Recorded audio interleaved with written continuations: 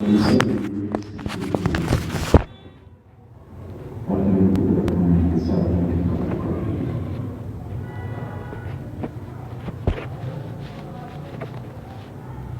اللهم يا مجيب كل سؤال والصلاة والسلام على من هو أفضل الوسائل وعلى آله وأصحابه ذوي الفضائل أما بعد فأعوذ بالله من الشيطان الرجيم بسم الله الرحمن الرحيم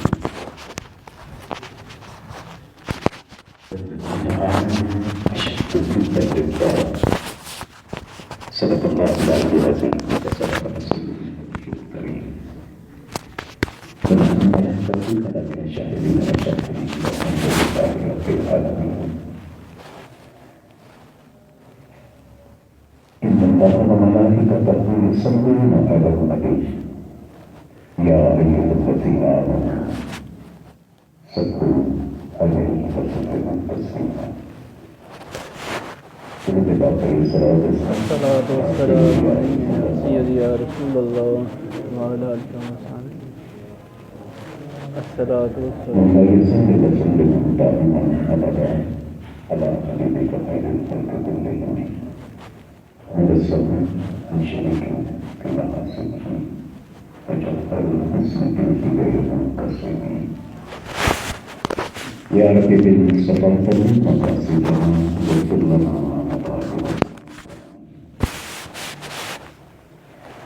الله جل جلاله وعظم وأعظم ذكره وأكرم قرآنه وأجل شأنه في أمر البلاء وصبر كائنات أكثر سجدات زينة قسم كائنات قائد المرسلين خاتم النبيين أحمد المصطفى بن محمد مصطفى صلى الله عليه وسلم کی بارگاہ میں علی درود السلام کرنے کے بعد اللہ کریم کی بارگاہ میں دعا ہے کہ ہم سب کو قرآن کو زندگی کی سمجھ عطا فرمائے. سامعین محترم، درس کا موضوع ہے عشق الہی کی برکات.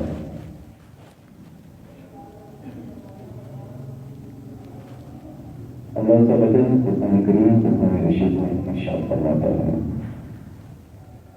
والذین آمنوا اشد حبا للہ، وہ لوگ جو ایمان لائے وہ اللہ سے بڑی شدت سے محبت رکھتے ہیں. ایک جگہ ارشاد فرمایا کہ وہ جو مفہوم ہے اس آیت کے ترجمے کا کہ وہ لوگ جو ایمان لائے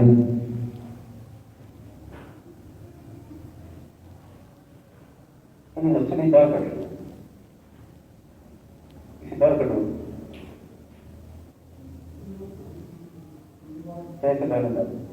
شکل کا انہوں نے مسجد میں آیا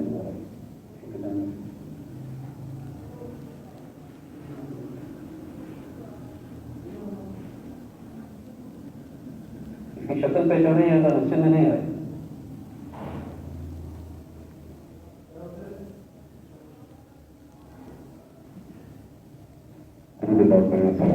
الصلاة والسلام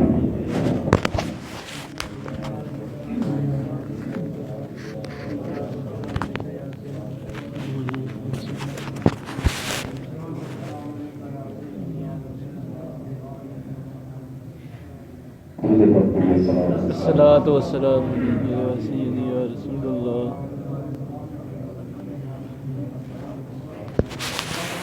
الصلاة والسلام. کہ جو لوگ اللہ والے ہیں ان کی باتیں سوئے ہوئے گفتگو کر کے ان کے پہلے بستر سے جدا ہو گئے ہیں. وہ کھڑے ہیں، وہ بیٹھے ہیں، وہ لیٹے ہیں، وہ سوئے ہیں، وہ جاگ رہے ہیں. اگر ان کی زبان اللہ کا ذکر نہیں کر رہی تو ان کا دل اللہ کا ذکر کر رہا ہوگا، اور اگر ان کا دل بھی وقت پر ذکر نہیں کر رہا ان کی روح اللہ کا ذکر کر رہی ہوگی. اشد حبا للہ، کہ جو ایمان والے ہیں وہ اللہ سے بڑی شدید قسم کی محبت رکھتے ہیں. تو پھر جو رب سے محبت رکھتے ہیں یاد رکھیے گا عشق دو طرح کا ہوتا ہے، ایک عشق حقیقی اور ایک عشق مجازی۔ عشق مجازی یہ کہ دنیا داری کی خاطر کسی بندے سے محبت ہو جائے یا کسی عورت سے محبت ہو جائے، کسی سے بھی محبت ہو جائے لیکن اس میں رب کی رضا شامل نہ ہو، اس کو عشق مجازی کہتے ہیں۔ آسان الفاظ میں اگر عشق مجازی کی تعریف کی جائے کہ عشق مجازی وہ عشق ہے کہ دنیا داری کی خاطر اللہ کی رضا کے لیے نہیں، ویسے ہی کسی سے محبت ہو جائے اسے عشق مجازی کہتے ہیں۔ اور عشق حقیقی صوفیاء سے کہتے ہیں کہ بندہ جس سے بھی محبت رکھے وہ اللہ کی رضا کی خاطر محبت رکھے، اور یہی عشق حقیقی، یہی عشق حقیقی وہ ہے کہ اگر کسی دل میں سما جائے تو وہ بندہ سینکڑوں سال کی ریاضتیں نہ بھی کرے تو سیدھا بارگاہ خداوندی میں ویسے ہی پہنچ جاتا۔ عشق حقیقی جسے عشق الہی کہتے ہیں، اور رب کا عشق، رب سے محبت کہتے ہیں، یہ ہر بندے کے مقدر کی بات نہیں، اللہ اسے ہی دیتا ہے جس کو اللہ پسند فرماتا ہے۔ اللہ عز و جل جس کا دل اپنی محبت کے لیے چن لیتا ہے، جس کے دل میں اپنی محبت پیدا کرنی ہوتی ہے، اس کے دل کو غیر کی محبت سے خالی کر دیتا ہے۔ داتا علی حجویری رحمۃ اللہ علیہ نے بزرگ کا قول نقل کیا، کشف المحجوب،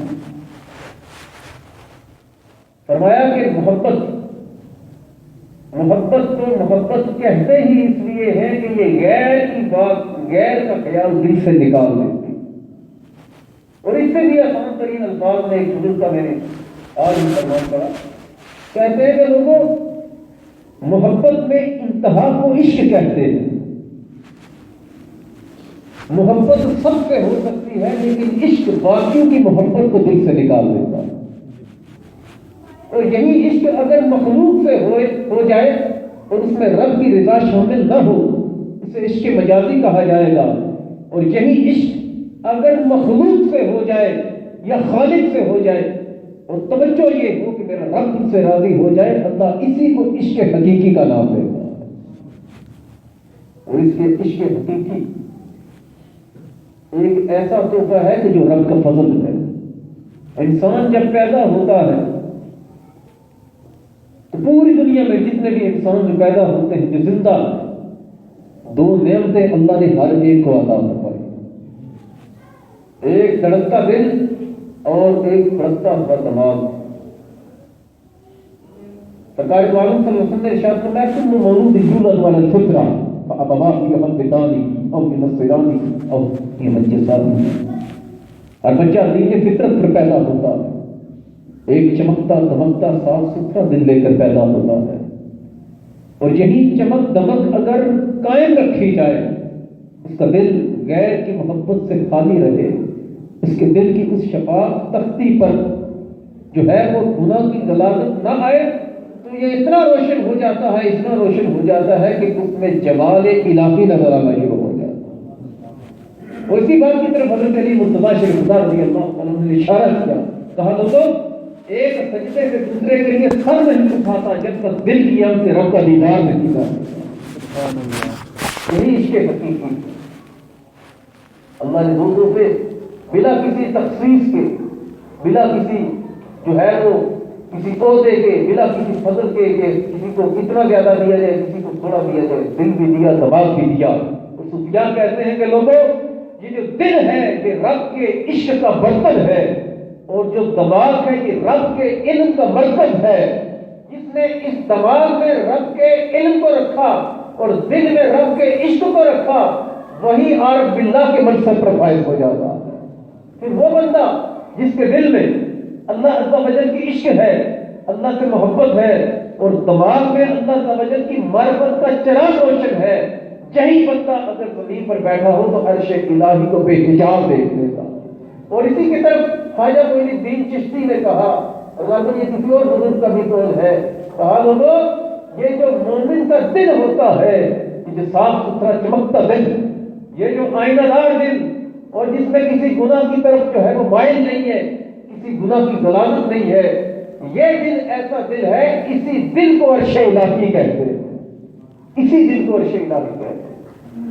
اور اسی طرح خواجہ معین الدین چشتی رحمۃ اللہ علیہ نے اشارہ کیا لوگوں، ایک وہ وقت تھا، ایک وہ ٹائم تھا جب میں عشق کی منازل اتنی طے نہیں کر سکا تھا، ابھی معرفت کی منزلیں طے کرنی تھی، تصوف کے نقطے مجھے سمجھ نہیں تھے، اس وقت میں کعبے کا طواف کرتا تھا۔ آج دل کا آئینہ اتنا صاف ہے کہ آج کعبہ میرا طواف کرتا۔ اسی لیے صوفیاء آپ نے دیکھا ہوگا کہ جو اللہ والے ہیں وہ تنہائی میں رہتے ہیں، وہ خلوت نشینی میں رہتے ہیں، وہ جنگلوں میں رہتے ہیں، بیابانوں میں رہتے ہیں، لیکن وہ گھبراتے نہیں، ان کو وحشت نہیں ہوتی، ان کا دل نہیں گھبراتا، ان کا دل بے چین نہیں ہوتا۔ کیوں؟ کہ ان کے دل میں ہر وقت یاد خداوندی رہتی۔ اور ہم سمجھتے ہیں کہ شاید جو عشق الہی ہے، جو اللہ کا عشق ہے، یہ جو ہے وہ کسی اللہ کے ولی کو ہی ملے۔ نہیں، اللہ عز و جل اپنا عشق چاہے تو کسی کافر کو عطا فرما۔ جس کے سینے میں اللہ کا عشق آ جائے وہ کافر نہیں رہتا، اللہ اس کے دل کو ایمان کے نور سے طہارت عطا فرما دیتا، اس کے دل کو ایمان کے نور سے طہارت عطا فرما دیتا ہے۔ مولانا روم رحمۃ اللہ علیہ نے بڑی پیاری بات ارشاد فرمائی، لوگوں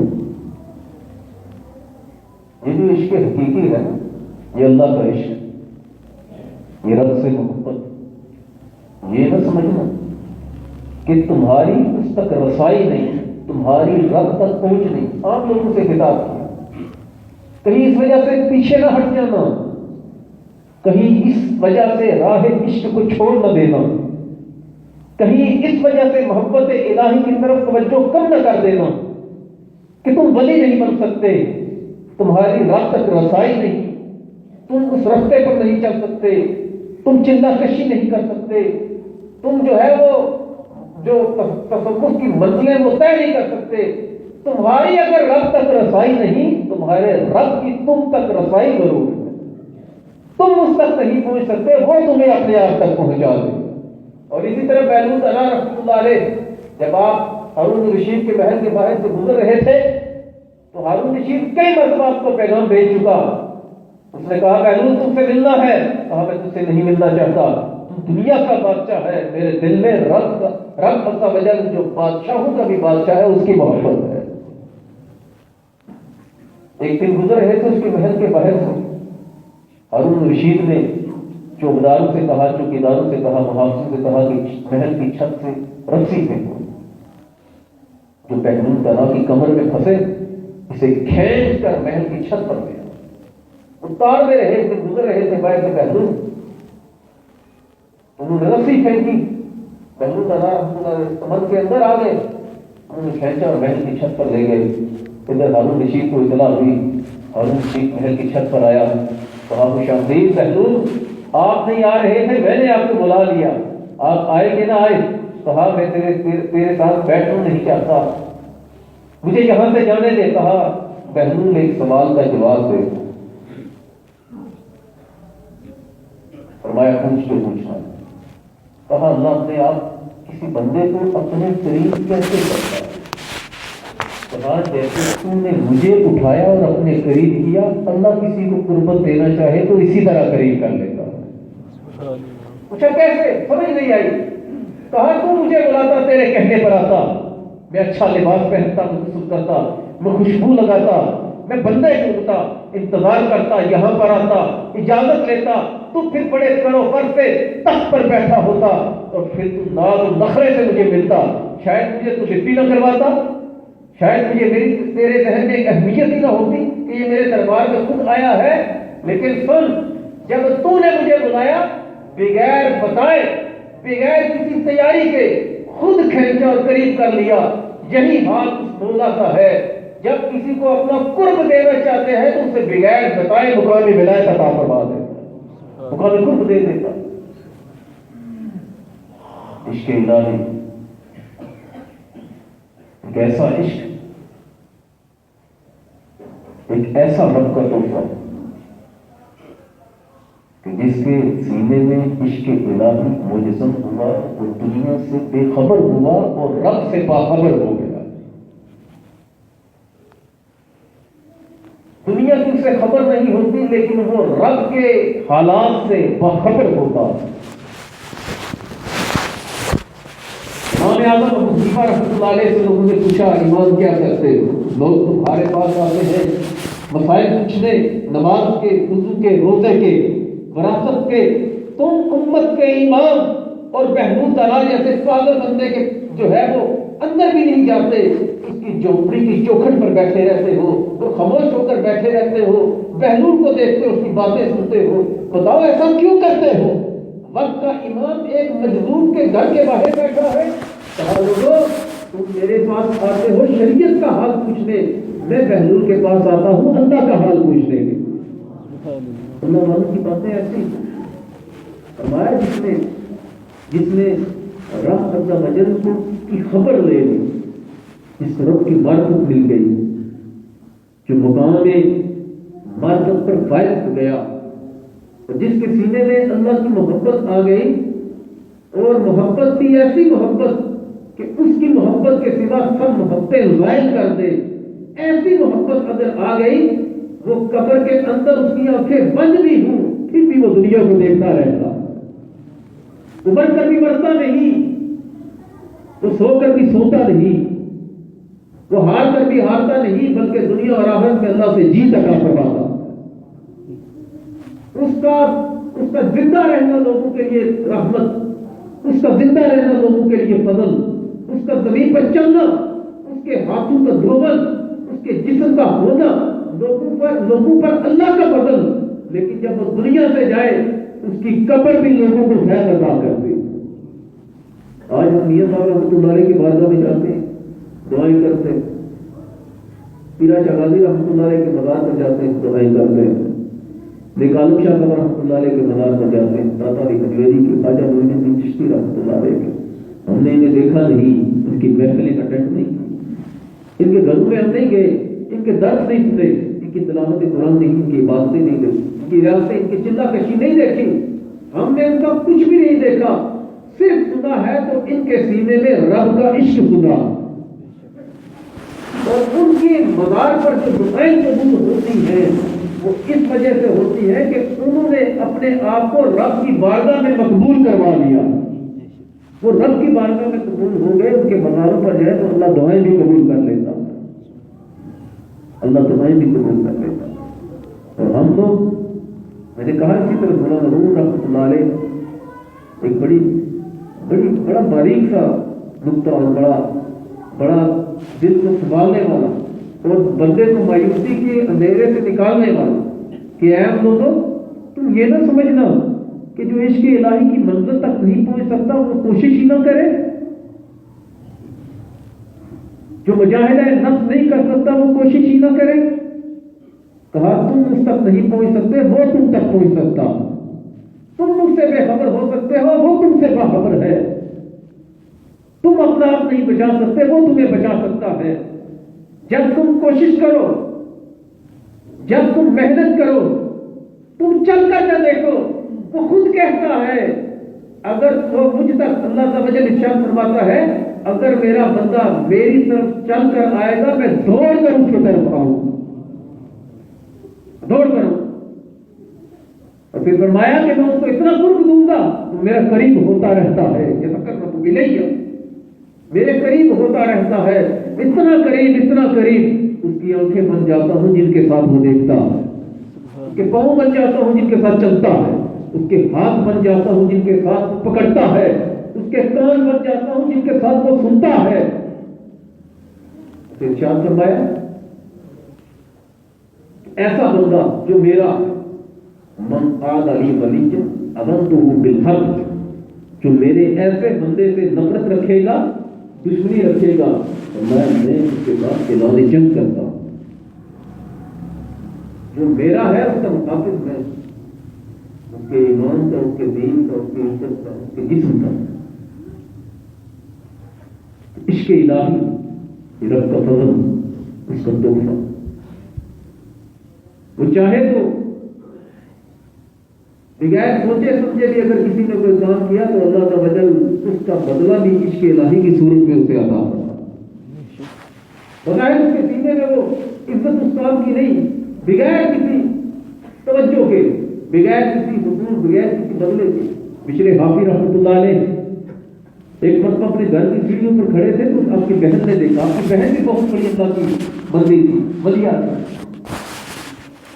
آپ کی بہن نے دیکھا بھائی کیا سوچ رہے ہو؟ کہا مجھے حیرانگی ہے، بغداد میں 2 بشر رہتے، مجھے اللہ نے مقام معرفت دیا اور وہ بندہ عام بندہ ہے، مجھے سمجھ نہیں آتی میری کون سی نیکی رب کو پسند آئی. تو بہن نے کہا بھائی یہ اللہ کا فضل ہے، جس سے چاہتا ہے عطا فرماتا ہے. یہی بہلول حضرت بشر حافی رحمۃ اللہ علیہ یہی شرابی تھے، بہت بڑے، ہر وقت شراب کے نشے میں دکھ رہتے، ہر ہوش نہیں. ایک مرتبہ کہیں سے گزر رہے تھے، شراب کے نشے میں تھے تو دیکھا گندا پانی ہے، اس میں کاغذ کا ٹکڑا پڑا ہے، اس پر اللہ کا نام لکھا ہے. نشے کی حالت میں بندہ بڑی بڑی عجیب حرکتیں کرتا ہے. آپ نے اس کاغذ کو دیکھا تو نشے کی حالت میں گھر آئے، اس کاغذ کو دھویا، اس کو خوشبو لگائی، کہا تیرا مقام وہ نہیں ہے. پھر اونچی جگہ رکھا، کہا تیرا یہ مقام ہے. بشر کے ذہن میں نہیں ہوگا کہ اللہ تعالی اس نیکی کے صدقے ان کو ولیوں کا امامت بنا دے.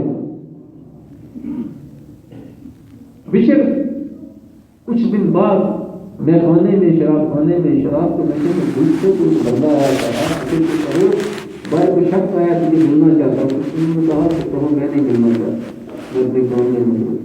پھر اس بندے نے، اس اللہ کے ولی نے پیغام بھیج دیا کہ بشر سے کہو میں ملنا چاہتا ہوں. کہا میں نے کسی سے نہیں ملنا، اسے کہو جاؤ.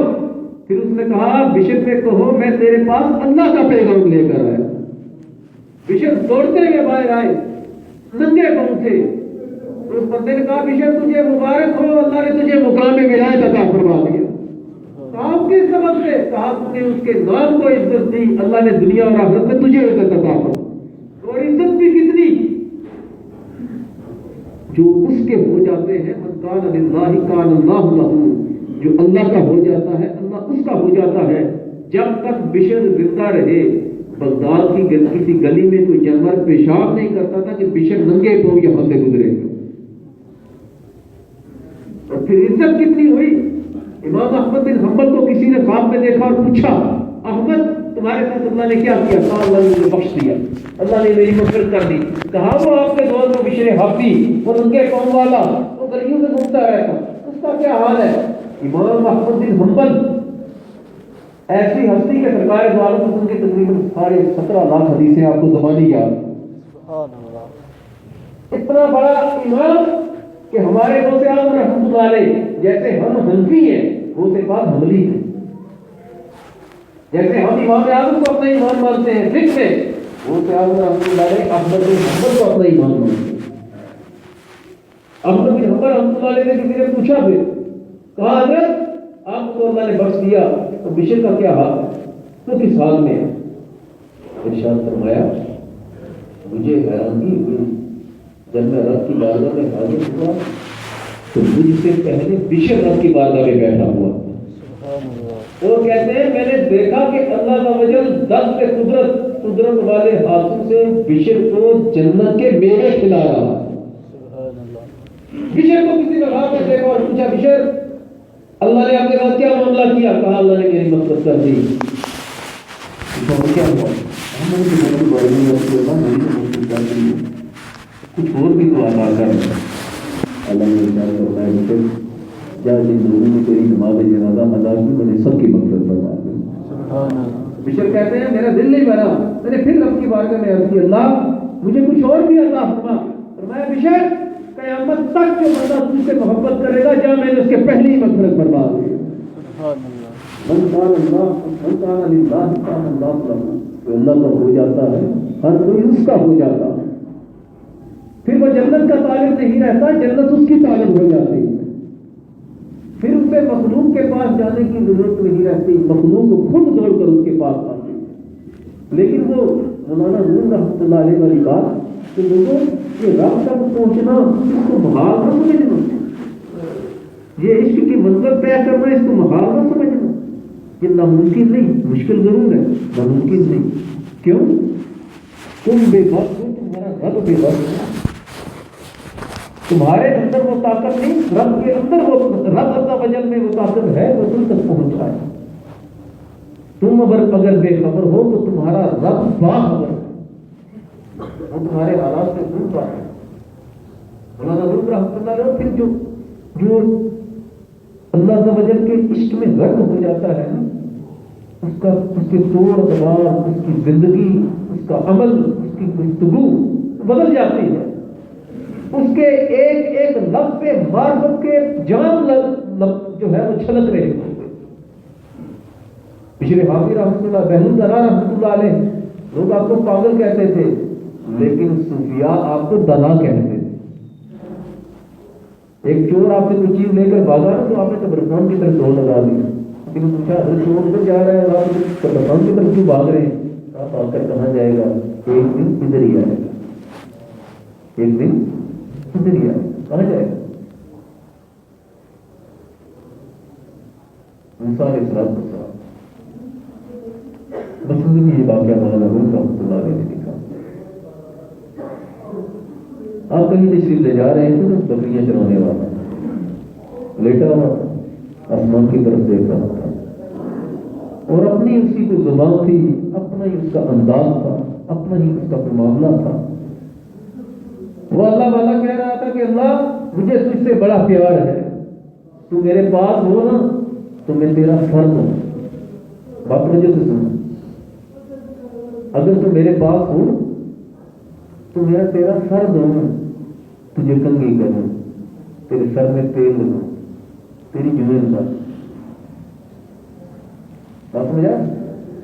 حالانکہ اللہ سر سے پاک، اللہ بازو سے پاک، اللہ کنگھی کرنے کروانے سے پاک، اور اللہ کا وجل ہر قسم کے نقص سے پاک، نقص کے گمان سے بھی پاک۔ لیکن وہ کہہ رہا تھا اللہ تو میرے پاس ہو نا، میں تیرا سر دوں، اس میں تیل لگاؤں، اس میں کنگھی کروں۔ موسیٰ علیہ السلام بڑے جلال میں آپ نے تھپڑ دے مارا، وہ روتا ہوا اٹھ کر چلا گیا۔ مولانا روم کہتے ہیں کہ موسیٰ علیہ السلام اسی دن کوہ طور پر حاضر ہوئے، رب عز و جل کو پکارا تو جواب نہ آیا، پھر پکارا، ان کے علاوہ کیا ہوا؟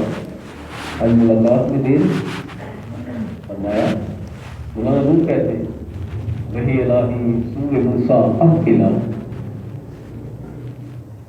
موسیٰ علیہ السلام نے جب یہ بات کی تو اللہ کی طرف سے وہی نازل ہوئی، موسیٰ تم نے میرا بندہ مجھ سے جدا کر دیا، تو برائے وصل کردن آمدی، میں برائے فصل کردن آمدی۔ موسیٰ میں نے تجھے اس لیے بھیجا ہے کہ تم لوگوں کو مجھ سے ملا، نہ کہ مجھ سے دور کر۔ جو میرے ہیں، میرے عشق میں غرق ہیں، وہ باتیں بھی عجیب کرتے۔ وہ کوئی عام بندہ نہیں تھا موسیٰ، وہ میرا تھا، وہ عشق میں اس قدر مبتلا تھا کہ جدھر دیکھتا تھا اسے میرے ہی جلوے نظر آتے۔ اور اللہ والوں کی جو اللہ عز و جل کے عشق میں غرق ہوتا ہے، اس کے الہی میں یاد رکھنا، یہ جو رب کی محبت ہے نا، یعنی پھر پہلے بھی یہ بات کہی ہے کہ ہر کسی کی مقدر کی بات ہے، ذالک فضل اللہ یؤتیہ من یشاء، یہ اللہ کا فضل ہے، جسے چاہتا ہے عطا کرتا ہے، جس کو چاہتا، جس سے راضی ہو اسے عطا کرتا ہے۔ حضرت زلیخا رضی اللہ عنہ ایک پیغمبر حضرت یوسف علیہ السلام کی سوچا، ان کا نام ادب سے لینا چاہیے، ان کا نام ادب سے لینا چاہیے۔ لوگ کہتے ہیں زلیخا نے یہ کیا، وہ اس طرح کی تھی، وہ اس طرح کی تھی۔ نہیں نہیں، حضرت زلیخا رضی اللہ تعالی عنہا یہ حضرت یوسف علیہ السلام کی زوجہ تھی۔ بعض کہتے ہیں ان سے 2 بیٹے پیدا ہوئے اور 1 بیٹی، اور بعض کہتے ہیں کہ ان سے حضرت یوسف علیہ السلام کے 11 بیٹے پیدا ہوئے۔ بات جو بھی ہے، لیکن بات کرنے کا مقصد یہ کہ ان کا نام ادب سے لینا چاہیے کہ یہ کوئی عام عورت نہیں بلکہ اللہ کے پیغمبر حضرت یوسف علیہ السلام کی زوجہ تھی۔ آپ نے 9 سال کی عمر سے جب آپ کو خواب میں حضرت یوسف علیہ السلام کا دیدار ہوا، دل میں وہ تصویر موجود تھی۔ یوسف علیہ السلام جب مصر کے بازار میں بکے، حضرت یوسف علیہ السلام جب عزیز مصر کے گھر میں آئے، محل میں آئے، زلیخا کو حضرت زلیخا رضی اللہ عنہ کے سینے میں وہ محبت تھی، لیکن اس وقت تک یہ مسلمان نہیں تھی، حتیٰ کہ یوسف علیہ السلام کو اللہ تعالی نے بادشاہت عطا کی مصر کی، خزانوں کتنی آپ کے پاس، تو حضرت زلیخا جو تھی یہ حضرت یوسف علیہ السلام کی طرف بار بار جاتی، لیکن وہ آپ کی طرف دیکھتے نہیں تھے، حتیٰ کہ آپ کی جوانی گئی، بوڑھیا ہو گئی، ضعیف ہو گئی، حضرت یوسف علیہ السلام کی محبت میں آپ کی آنکھیں بہ گئی، چہرے کا حسن چلا گیا۔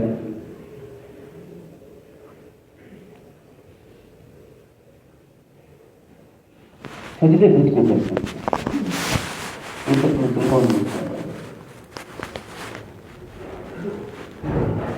ایک دن بت کے سامنے بیٹھے ہوئے اسی طرح بات چل رہی تھی، کہہ رہی تھی کہ یہ یوسف مجھے مل جائے، جب کوئی بات معاملہ نہ ہوا، اللہ جس کو جو اپنا رستہ دکھانا چاہے، بت کو اٹھا کر پھینکا اور کہا ایسے میں اسی کی عبادت کروں گی جس کی یوسف عبادت کرتے، مسلمان ہو گئی۔ تو ایک مرتبہ یوسف علیہ السلام کا قافلہ کہیں جا رہا تھا، حضرت یعقوب علیہ السلام بھی غالباً ساتھ تھے، تو رستے میں ایک بڑھیا کو روتے ہوئے حضرت یوسف علیہ السلام نے دیکھا تو پوچھا یہ کون ہے؟ یہ وہی زلیخا ہے جنہوں نے آپ پر الزام لگایا تھا۔ آپ کھڑے ہوئے، حضرت زلیخا رضی اللہ عنہ، حضرت یوسف علیہ السلام کھڑے ہوئے ان کے پاس، حضرت ابراہیم کی طرف کے ذریعے اللہ کا وجل کا پیغام آیا کہ یوسف زلیخا کے لیے دعا کریں کہ اللہ ان پر کرم فرمائے۔ حضرت یوسف علیہ السلام نے دعا کی، حضرت زلیخا رضی اللہ عنہ کی جوانی بھی لوٹ آئی، آنکھیں بھی لوٹ آئی، حضرت زلیخا رضی اللہ عنہ کا نکاح ہو گیا حضرت یوسف علیہ السلام سے۔ جو ہی نکاح ہوا اس کے بعد حضرت زلیخا رضی اللہ عنہ کو حضرت یوسف نے دیکھا تو وہ حضرت یوسف کے پاس کم بیٹھے ہوئے مصلے پر زیادہ بیٹھا تھا۔ ایک دن حضرت یوسف علیہ السلام نے پوچھا زلیخا عجیب معاملہ ہے، جب میں تجھے نہیں ملا تھا میری خاطر تو نے اپنی جو ہے وہ ملکہ ہونا چھوڑا، گرباز چھوڑا، ہر چیز چھوڑی، تیری جوانی گئی، آنکھیں گئی، حسن گیا، آج میں جب ملا ہوں میری طرف تمہاری توجہ کیوں نہیں؟ انہوں نے عرض کیا اللہ کے نبی پہلے میں آپ کو دیکھتی تھی، اب آپ کے بنانے والے کو دیکھتی، پہلے میری توجہ آپ کی طرف تھی، لیکن جب سے آپ ملے ہیں آپ کے ذریعے سے اللہ نے اپنا عشق عطا فرما دیا ہے، اب میں جدھر دیکھتی ہوں مجھے رب عز و جل کے جلوے بھی نظر آتے۔ تو ذات جس کو اپنا عشق دے دے، محبت دے دے، اس کے سینے سے غیر اللہ کی محبت نکل جاتی۔ میں عشق حقیقی اور عشق مجازی کی ایک مرتبہ پھر ڈیفینیشن آپ کو بتا دوں۔ عشق مجازی وہ محبت ہے جو کسی سے ہو جائے اور اس میں اللہ کی رضا شامل نہ ہو، میں اپنے الفاظ میں بتا، اور عشق حقیقی ہر وہ محبت ہے کہ کسی سے ہو جائے تو سینے میں یہ ہو کہ میرا اللہ مجھ سے راضی ہو جائے۔ یہی بات ہے کہ اگر آپ کسی عالم کے پاس بیٹھے اس کے چہرے کو دیکھتے ہیں تو اللہ عبادت کا ثواب اس لیے عطا فرماتا ہے کہ یہ میرے دین کے عالم کی یہ زیارت کر رہا ہے، کسی کے صدقے اس کو عبادت کا ثواب دو۔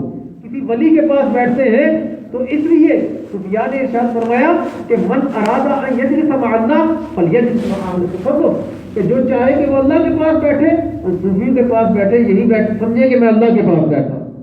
اگر والدین کی وہ والدین سے وہ محبت رکھتا ہے تو اس لیے اس کو ثواب دیا جا رہا ہے کہ یہ میرے کہنے پر میری رضا کی خاطر اپنے والدین سے محبت رکھتا ہے، اور اس محبت کے بدلے میں اللہ کا وجل اس بندے کو حج مقبول کا ثواب بھی عطا فرماتا ہے۔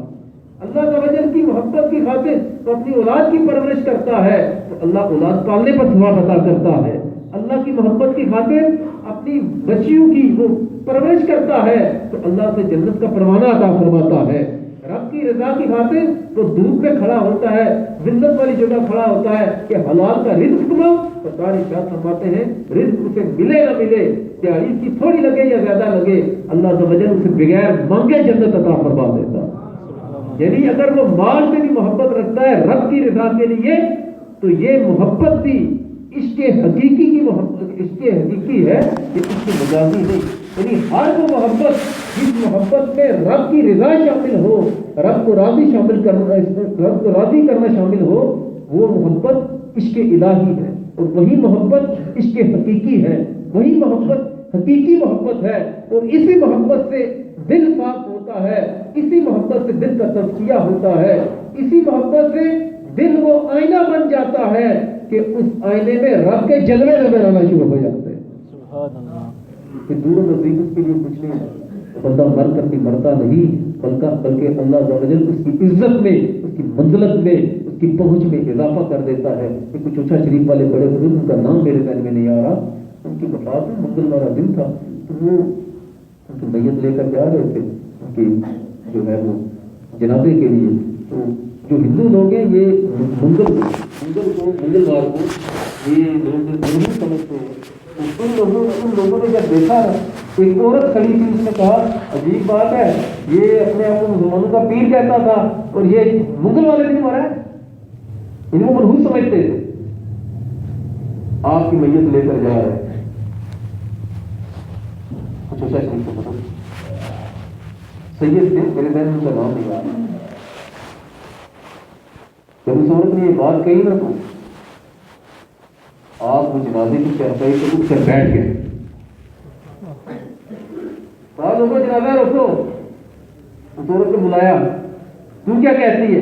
اس نے کہا تو مسلمانوں کا پیر ہے, تو بھی مسلمان مرے گا. کہا تو کیا چاہتی ہے, کب مرنا چاہیے؟ کہا تو جمعے کا دن ہونا چاہیے, ہمارے نزدیک وہ مبارک ہے. کہا میت واپس لے کر چلو, ہم جمعے کے دن مریں گے. اور دیکھنے والوں نے دیکھا, چشمدید لوگوں نے دیکھا, اور پتر نے آیا, جمعے کا دن آیا, اور بزرگوں نے جو ہے غسل کیا, کفن پہنایا. کہا ہم مرنے والے ہیں, اب مرنے لگے ہیں. ان کی وفات ہو گئی. جب گزرے تو وہ عورت آگے کھڑی تھی, اس نے کہا بھائی اب راضی ہے, اب ہم جمعے کو جا رہے ہیں. میری بزرگوں کی جب یہ کرامت دیکھی تو اللہ نے اس کو کلمے کی سعادت عطا فرمائی. میں کہنا یہ چاہتا ہوں, جو اللہ والے ہوتے ہیں, جو اس کے عشق میں غرق ہو جاتے ہیں, وہ فنا نہیں ہوتے, اللہ ان کو بقا عطا فرما دیتا, وہ ہمیشہ ان کو دے دیتا ہے. انہیں حیات طیبہ مل جاتی ہے, ان کی آخرت کی منزلیں سیدھی ہو جاتی ہیں. بلکہ ان کے مزارات پر بھی کوئی حاضری دے تو اللہ تعالی اس کے دل کو معرفت کے نور سے منور ہی نہیں بلکہ بھر دیتا ہے, اور اتنا روشن کر دیتا ہے جیسے خواجہ معین الدین چشتی بیٹھے داتا کے قدموں میں, اور خود انہیں انوار تجلیات وہ نظر آئی, اور کہا کہ جو مجھے یہاں ملا وہ کہیں نہیں ملا. اللہ تعالی ہم سب کو ان کی توفیق عطا فرمائے. بقیہ نماز کے